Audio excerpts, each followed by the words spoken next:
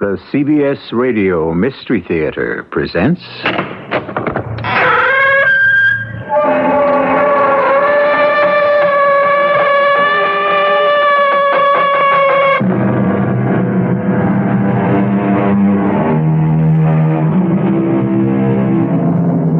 Come in.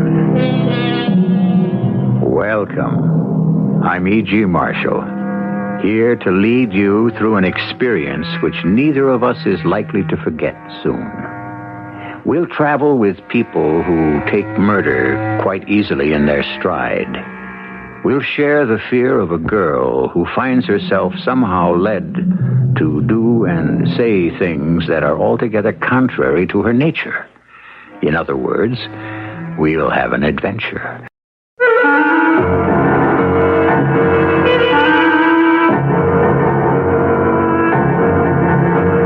Our mystery drama, The Telltale Corpse, was written especially for the Mystery Theater by Field and Farrington and stars Earl Hammond and Catherine Byers. I'll be back shortly with Act One.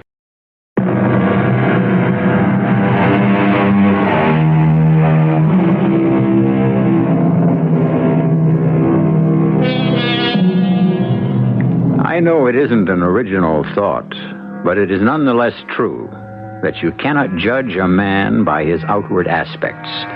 Take Ernie Blake and Sid Sullivan, for example. Ernie looks like a man in his late 30s who is going places, soberly but not unfashionably dressed, solemn, purposeful in manner.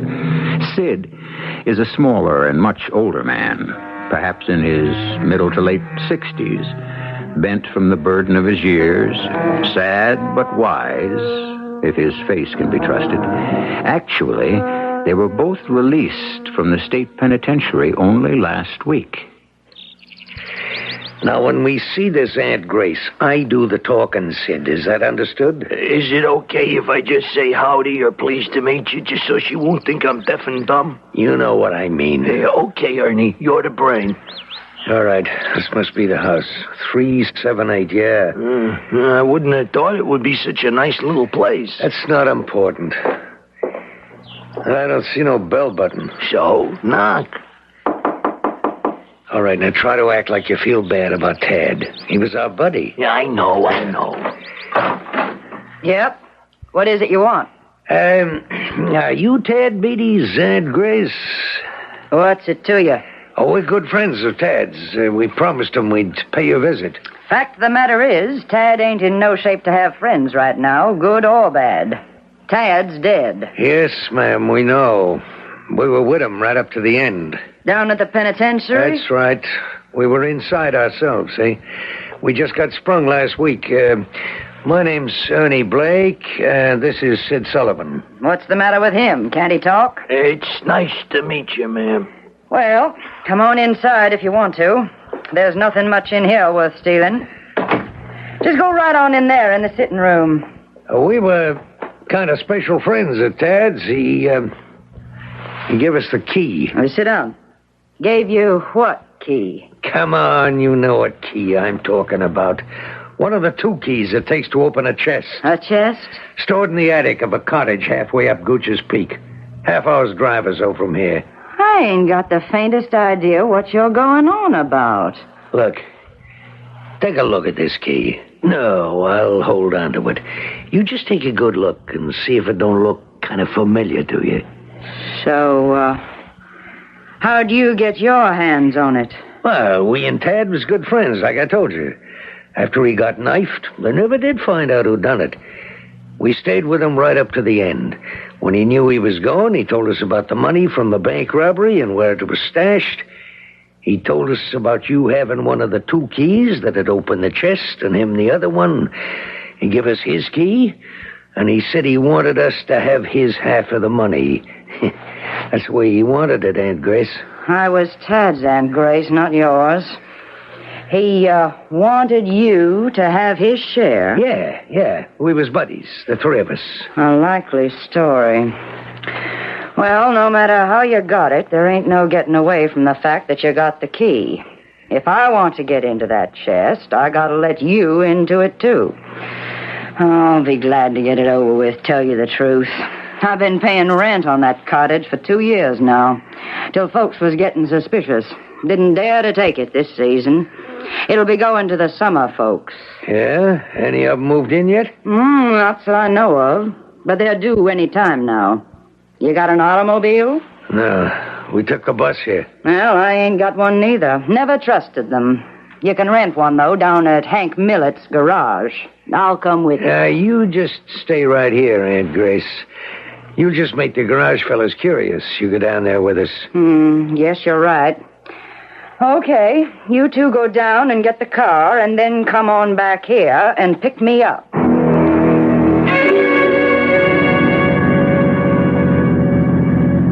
Steve, what does the red light on the dashboard mean? It means the motor's overheating, and that's the reason I'm poking along at 40 miles an hour. Won't it blow up or something? No, there's no danger of that, Alice. The worst that could happen is the car could stall. I figure we can limp into Winville this way, and can't be more than 5 or 6 miles. And Winville's the last town before we get to the cottage? Right, and it's not much of a town either. Rental agent said the population was 2,000. Oh, we should have seen the cottage before we agreed to take it. Well, it has electricity and a kitchen with an electric stove and 2 bedrooms and all the conveniences except a telephone, the agent said. Except the telephone? Now, look, you know what would happen if we had a phone. It would be ringing from the minute we walked into the place until we leave. You remember what happened last year. The office was on my back the whole time. We might as well not have taken a vacation. I know, but what if something happens and we need help? What could happen? We'll make it to Winville. What can I do for you, gentlemen? You Hank Millett? That's right. Oh, my name's John Baker, and this is Sid Sullivan. They tell me you got a car to rent. Yeah, I do have, yeah. Well, we'd like to rent it. Just let me go back and make sure it's available before we get to talking business. Hey, why did you give him my right name and use a phony name for you? One of us has to use his right name, dummy. We have to show a driver's license, don't we? So why me? All gassed up and ready to travel. Yeah? Now, who told you I had a car for rent? Well, I don't know his name, the fellow we were talking to down in the bus depot. I see. And what do you plan to use the car for? Well, we're thinking about renting a cottage somewhere in this area. We just sort of thought we'd go out and scout around a little. That suits you all right? Just fine. How long do you think you'll need the car? Oh, not long. Be back before dark, I'd say. There's no use looking at cottages when you can't see, is there? Yeah, right. Well, she's out front waiting for you. Have a nice afternoon. You don't get a deposit in advance? I don't make a practice of it. That's the reason I like to ask a few questions. Yeah. Okay, it suits us. She pulls a little to the right when you break her, but it's nothing to worry about. Only thing I don't like is that fella's got my name. Stop worrying. We're practically home free right now.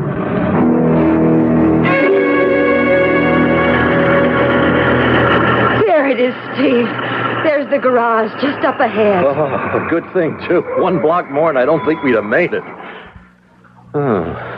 And just hope it isn't beyond help. Do you think we'll be held up long? I have no idea. I certainly hope not. Howdy. Pulling in, you sounded like you could use some help. Overheated, that's for sure. Yeah, well, I just hope she's not too far gone. You know, she's been running very hot the last 5 or 10 miles. Well, just let me see what we're up against here. Way too hot to touch, but it wouldn't surprise me if we found a cracked block in there. How much of a delay would that mean? Hard to say till I can get a better look.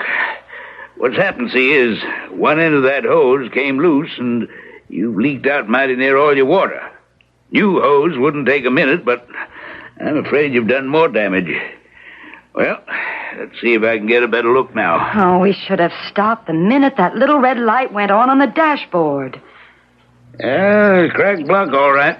I'm afraid it's going to cost you some money. How long will it take? Well, it's hard to say. Whatever parts you'll need, I'll have to wait till I can get them in from Concord. Don't carry them all here. We have to have a car. Oh, I suppose we could take a taxi up to the cottage, but then we get stuck there. Oh, she's right. We do have to have a car. Couldn't go by taxi anyway. Charlie Castle's got the only one in town, and he's laid up with his arthritis. Which cottage you going to? The Carswell place, I think the agent called it. It's partway up toward Gooch's Peak. Old Aunt Grace finally letting go of that, is she? Aunt Grace? Town character, sort of. Old curmudgeon kind of lady. She's been renting that cottage for the summer last couple of years, and then never going up there. Nobody's figured out why. Well, we can't manage without a car. I'll tell you what. I got a car I rent out. Old buggy, but I keep her in good shape. Party's got it out right now, but I'm expecting them back before nightfall. I could let you have her while you're waiting for your own car to be put in running shape. Well, that would solve our problem, all right. How soon did you say you expect it? Well, before dark was all the party said.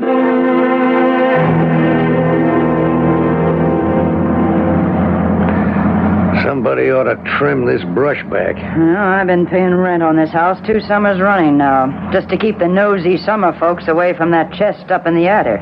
A good thing any way you look at it. The sheriff was after me to prune. They patrol the area around here now and again. I told him to stay away from the place if he didn't like the brush. The sheriff patrols around here? Just drives in and out. Nothing to get upset about. Only thing worrying me right now is, did old Mrs. Lockery see me leaving my place with 2 strangers? Mrs. Lockery? My next-door neighbor. I expect she was watching all right. She don't miss much. Hey, this is quite a place once you get to it. Ain't nothing I'm interested in except the attic. All right, let's get this over with. I had an extra key to the front door made over at Concord.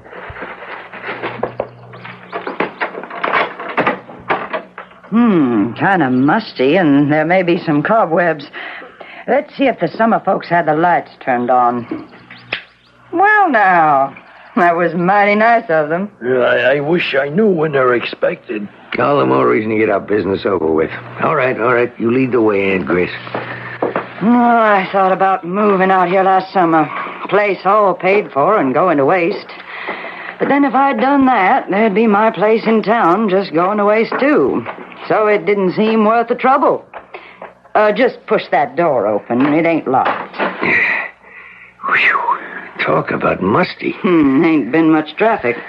That's the chest, right over there. Which key fits which padlock, Aunt Grace? Try your key and see. Ain't you got no sense at all? Well, it seems to work in this one. Okay, Aunt Grace, unlock yours. Yeah, I'll open the chest up. There's nothing but a suitcase in there. Full of 10s, 20s, and 50s. $100,000 worth. Yeah? Look at that. I want the $800 I paid out before we start splitting it up. That's what it cost me to keep the summer folks away last couple of seasons. You don't have to worry about that. No, I ain't worrying. I just want what's coming to me, that's all. What's the gun for? To make sure you get what's coming to you, Aunt Grace. Ernie, there's plenty to go around. No, don't. No. Come on now, Aunt Grace. It won't do any good to act like this. Let me go. Stand away from us, Sid. Ernie, I don't think you ought to...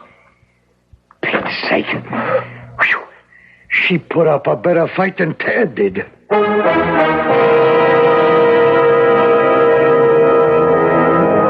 Well, we can't moralize much over what we've just heard, can we?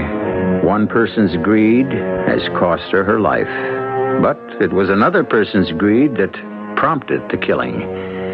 It leads us to no firm conclusion, except the trite one that right is right and wrong is wrong. We're left with an uncomfortable doubt as to whether or not right is invariably rewarded and wrong always punished. We don't promise to banish this doubt, but we will delve further into the mystery when I return shortly with Act 2.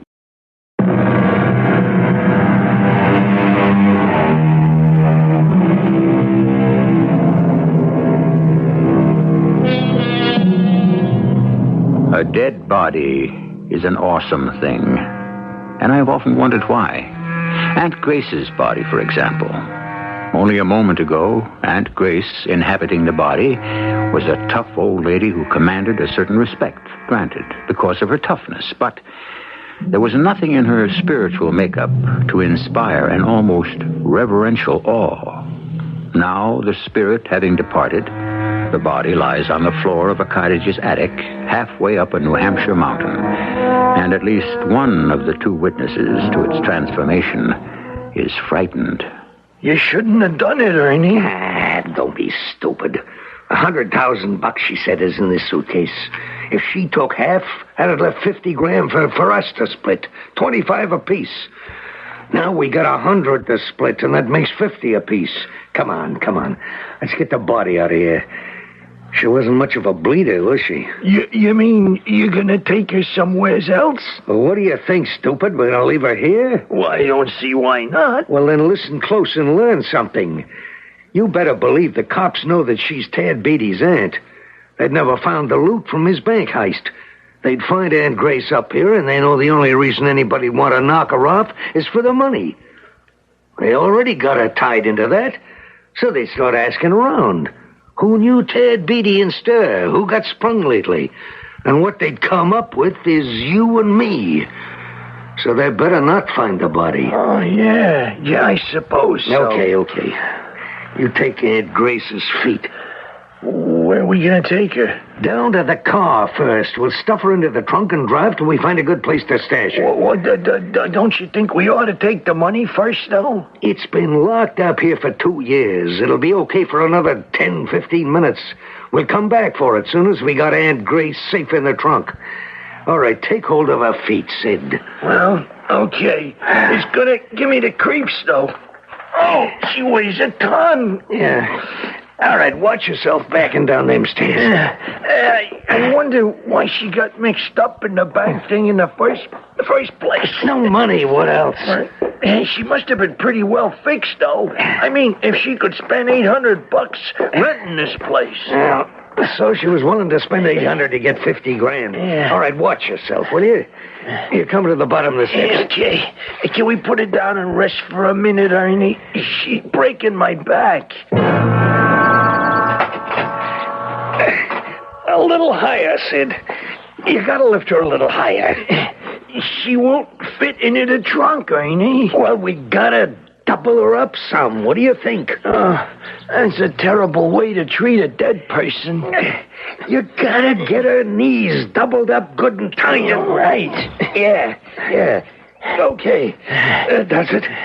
You know, I don't think the trunk lid's gonna close. Yeah, sure it will. May crowd the old gal a little. She won't mind. I just wish we didn't have to do it. You shut up, Sid. I'm getting sick of it. Well, I just ain't used to things like this, that's all. All right, just think $50,000.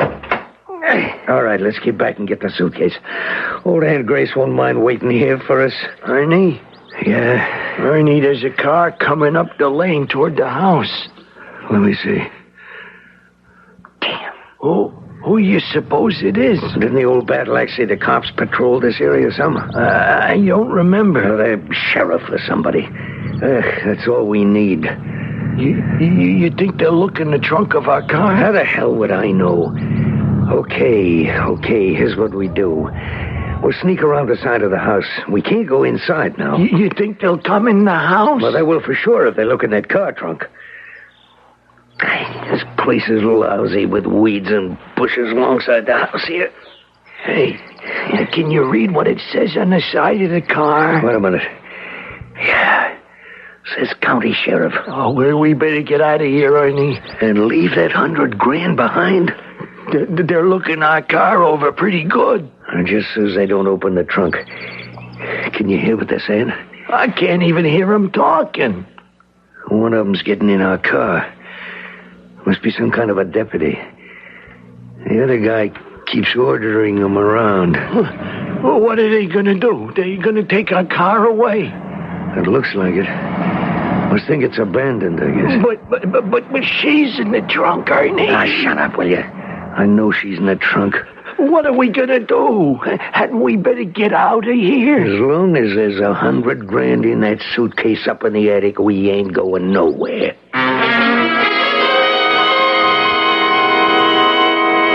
Mr. Millett, it's dark already, and they haven't brought your car back. I know, ma'am. Ordinarily, I'd have closed up and gone on home by now. Well, do you still expect them back? The people who rented the car? They said they'd be back by nightfall. That's all I know. Well, isn't there some other way we could get up to the cottage? Not with Charlie Castle down with arthritis. He drives the only taxi in town. What are we going to do? Only one thing I can suggest. Miss Purdy lives over back of the church. She takes in tourists sometimes. I expect she'd be able to put you up for the night. Excuse me. Hello. Oh, hello, Bess. Oh, not again.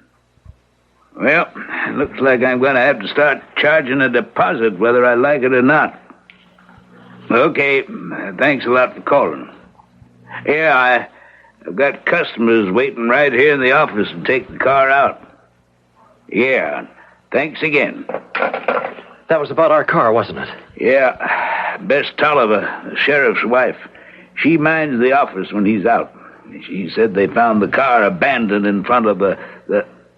Hey, didn't you say you were on your way to the old Carswell place? Yeah, that's what the rental agent called it, yeah. Yeah, funny thing. That's where they found my car, left standing in front of the Carswell cottage. Do you suppose there's somebody in the cottage? Appears not. The sheriff, he called in by radio from out there and told Bess to get in touch with me. He was all through the house and didn't see any signs of anything disturbed. Well, so then your car should be here any minute now. Yeah, deputies bringing it in. Would you like the sheriff to wait until you get there? Bess can get hold of him by radio. Oh, I think I'd feel better if he did, yes. If it won't be too much trouble.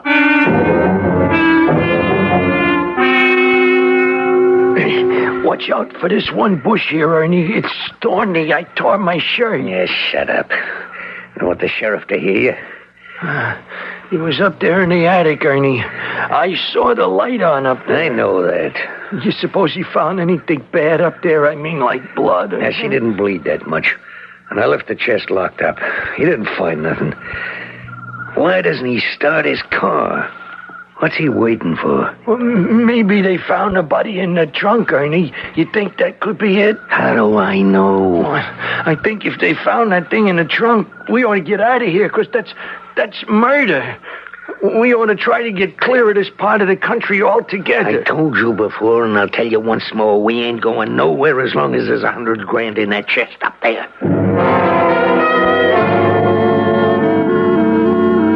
Okay, Mr. Carter, she's all gassed up and ready to go. Good. Well, you ready, Alice? I've been ready for hours. Did you put the luggage in the trunk? Oh, I tossed it in the back seat. There are only 3 bags, and we'll be there in 15 minutes. Mr. Carter, you sure you and Miss Carter want to go out there tonight? You sure you wouldn't rather stay with Miss Purdy? When we can get to our own cottage? Oh, I'm certainly in favor of going on. Well, don't you think we should, Mr. Millett? Well, I don't want to frighten you or nothing, Miss Carter, but this car was found abandoned right in front of your cottage, and, I guess it's all right, and the sheriff's waiting for you at the cottage. If you don't feel perfectly safe after talking to him, you can just turn around and come on back. Right. So, let's go, Alice. All right, I guess. I hope I haven't upset you none, Miss Carter. No, it's nothing. What, Alice? Oh, for a moment, I just didn't want to get into the car. Oh, it's nothing. A goose walked over my grave.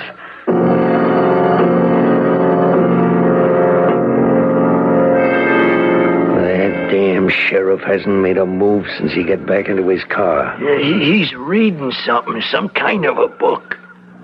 Yeah. All right, let's go. Go? We're going to clear out like I said, Ernie? No, stupid. We're going in the cottage. Oh, come on, Ernie. As long as he sits there in his car reading or listening to his radio or whatever he's doing, what's to keep us from sneaking in the back way, taking the suitcase full of bread and sneaking out again? What's to stop us? The sheriff, if he catches us in there. Well, he's not gonna catch us. For Pete's sake, Sid, ain't you got no guts at all?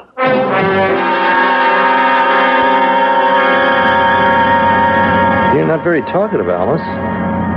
You feeling all right? Oh, sure. Sure, I'm okay. You don't sound very positive about it. I don't know. Spooked or something. I just don't feel right riding in this car. Don't ask me why. Do you feel all right otherwise? Not really, no. I feel kind of achy all over. You know, my legs mostly. They ache like anything, and my back and my chest. And I keep wanting to double up. You know that feeling. You just want to curl up into a ball. Here, let me feel your forehead. I don't have a fever. I'm sure I don't. Have I? It doesn't feel like it. Would you mind terribly if I just sort of curled up here on the seat? Of course not. Would you rather move into the back seat? Oh, it's all full of luggage. Well, you can put the bags in the trunk. No, don't bother. We'll be there pretty soon anyway. I'll just curl up here. Am I in your way? No.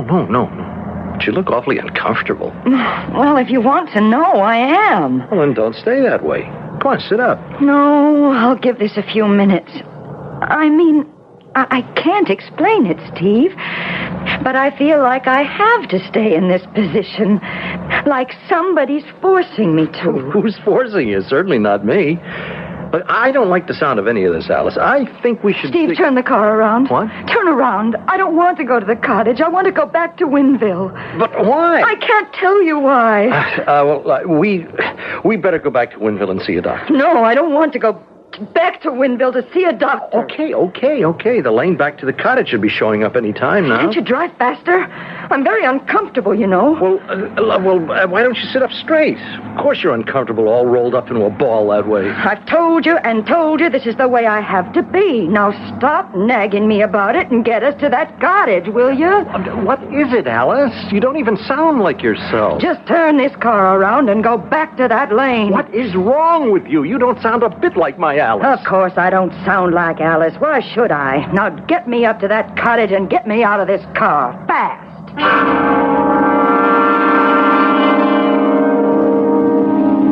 Why should Alice sound like Alice? She really doesn't sound like herself, does she? To me, she sounded like, well, call me fanciful if you wish. She sounded more like Aunt Grace. Although Alice and Steve are not aware of it, Aunt Grace is right there in the car with them. She's dead, of course, and that ought to be the end of her in this world. But is it? I'll return shortly with Act 3.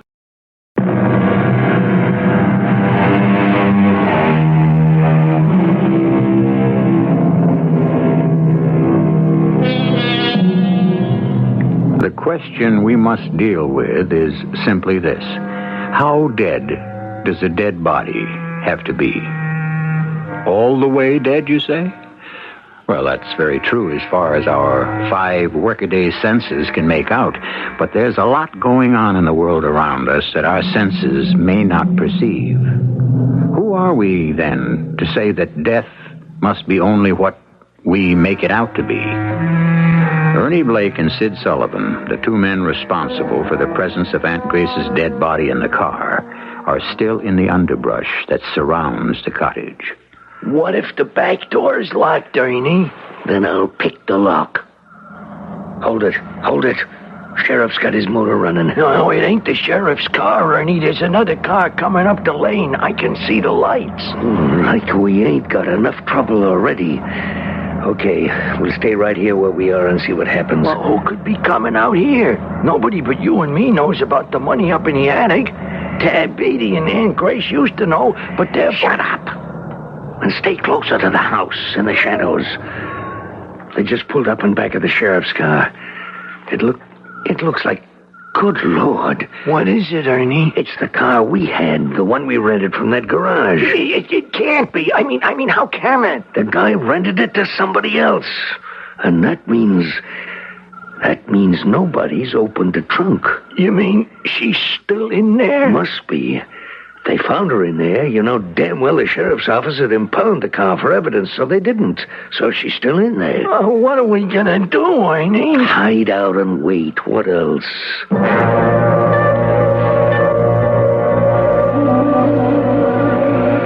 You Mr. and Mrs. Carter, are you?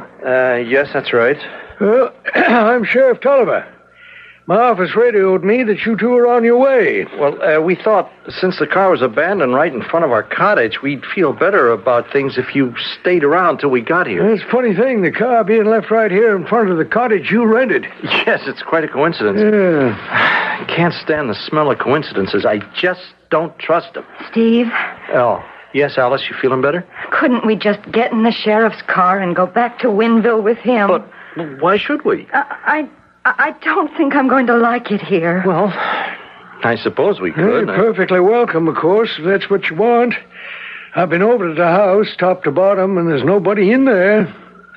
Does seem like a shame for you to spoil your whole vacation just because a couple of nuts decided to ditch a rented car in front of your cottage. Alice. Oh, I suppose it's all right. I'm just feeling spooked tonight for some reason.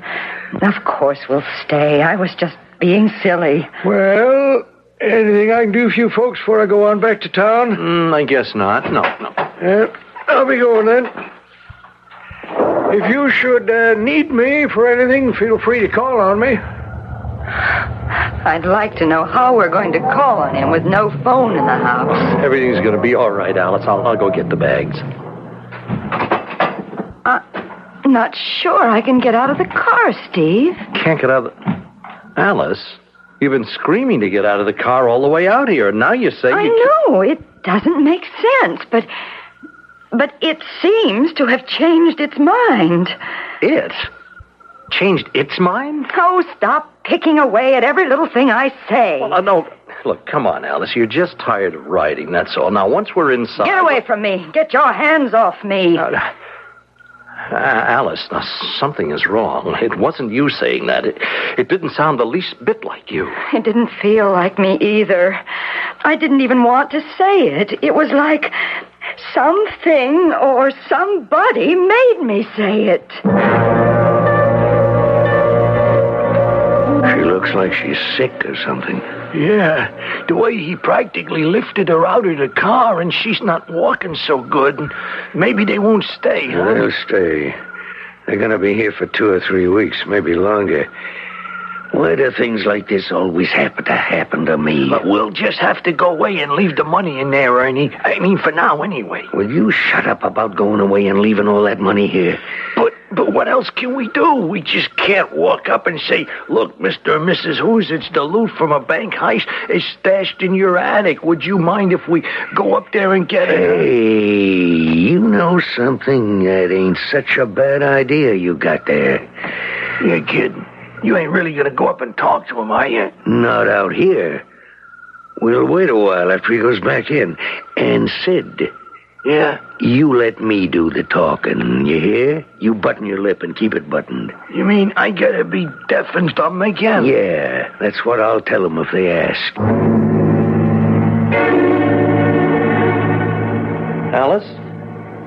Alice, where are you? Back in the bedroom, Steve. I thought I'd just lie down for a minute. Oh, it's a good idea. You're just worn out, that's all. Oh, I hope so. I don't know. Somehow I feel so... I can't tell you. So creepy. Alice, what in heaven's name are you doing? Why are you all curled up in a ball there in the bed? Why do you keep doubling up like that? Steve, I'm sorry, but there's something very strange going on.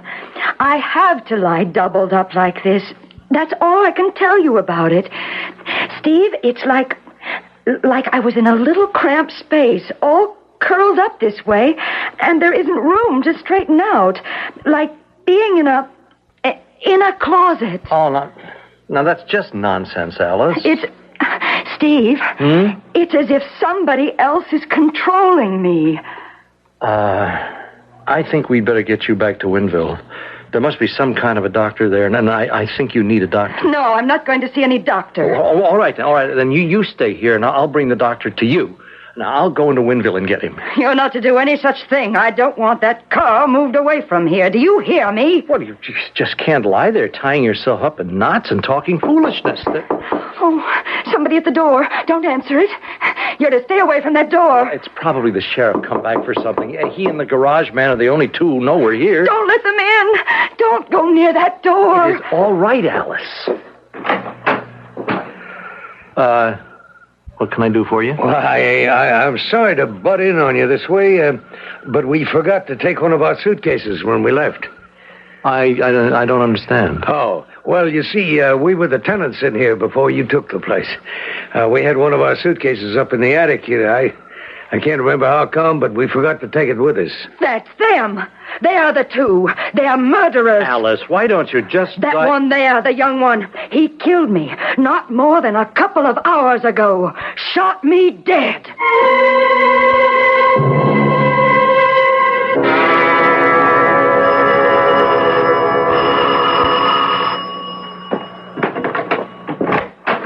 Oh, hi, Sheriff. Oh, Hank.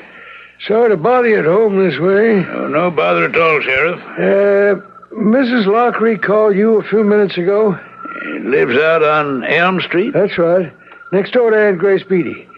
She said she saw Aunt Grace get into a car with a couple of strange men this afternoon drive away. Says Aunt Grace hasn't come back, and it's dark now, and Aunt Grace never goes out or stays out after dark. I've heard that before, yeah. Miss Lockery says she recognized the car the minute she saw it. Says it was one you rent out. And, the strangers would be those two that left the car high and dry halfway up to Gooch's Peak? Well, that's the way I figure it. It's not natural for Aunt Grace to go out with them and then just disappear. What can you tell me about these two? Well, just that they rented the car. Said they was looking for a summer cottage. Mm-hmm. Well, I think I'll just drive out to that cottage and have another look around. Might be something I missed, not knowing at the time that I was looking for Aunt Grace. Okay, just stay right where you are, lady. Don't come a step closer, or both you and your husband, both of you, are going to be very dead. Please, Alice, do as he says. Don't you please Alice me. You think I'm going to stand here and let them walk up them stairs to the attic and then walk out with all that money? What do you know about any money upstairs? I know all about it. What do you think? Half of that money's mine by right, and I don't aim to see you two walk off with it. Aunt Grace? Who did you think it was? Alice, why are you talking this way? It ain't Alice right now, mister. It may look like her, but it ain't her. I'm sorry about taking her over this way, such a pretty little thing, but it was the only way I could think of. I'll be through with her in a bit.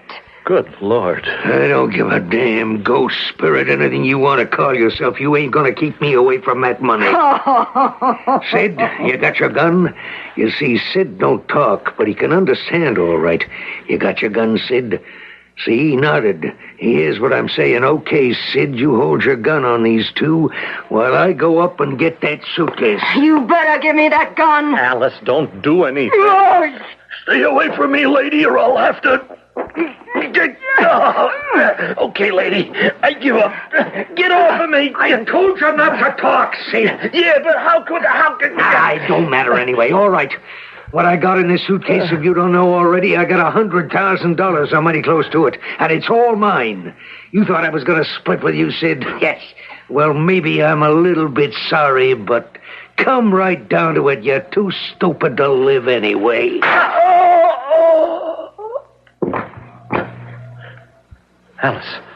Alice, don't do anything. He'd just as soon kill you as not. I'm gonna have to anyway, let's face it. You too. I can't have a lot of witnesses walking around shooting off their mouths, now can I? You're going to have to get past me if you expect to get out of this house with that money. I don't know which one you are, the old lady that's dead or the young one you look like. But a bullet's going to take you out whichever. I'll get past you, all right. I'll kill you. All right, hold it right there, everybody. Drop that gun, you on the stairway. Sheriff, he killed that man. And I ain't through yet. Alice. Alice, are you all right? Not yet, I ain't. That man dead, Sheriff? It's just shot in the shoulder, Mrs. Carter. Or are you... you sound exactly like Aunt Grace. Who else would I sound like? I'd like to know. Where's your own body? I'm in the trunk of that car outside there. Get me out of there and I'll be finished with a lot of you. You still plan to spend your vacation here at the cottage in spite of what's happened? I think so, if it's all right with Steve. Good. If there's anything I can do for you while you're here, be sure to let me know. We will, and thank you. Bye. Be safe, dear. Well, are you, sure you want to stay, Alice? Yes, I really do. Oh, it was an unpleasant experience, I admit, but somehow now it's all over. I sort of like old Aunt Grace. Well, I don't. If I could have figured out a way to get at her without hurting us, she wouldn't have had things so much her own way, believe me. I'd have chopped you up and had you for breakfast, Sonny. Alice? Was that wasn't... You'll never know, will you, Steve? So it was a simple case of possession. Oh, of course it was. That last bit about Aunt Grace chopping Steve up and having him for breakfast, that was just Alice having the last word. A simple case of possession. You don't think possession is such a simple matter? Good heavens, it happens all the time on Mystery Theater. And if you heard it here, you know you can believe it. I'll be back in a few minutes.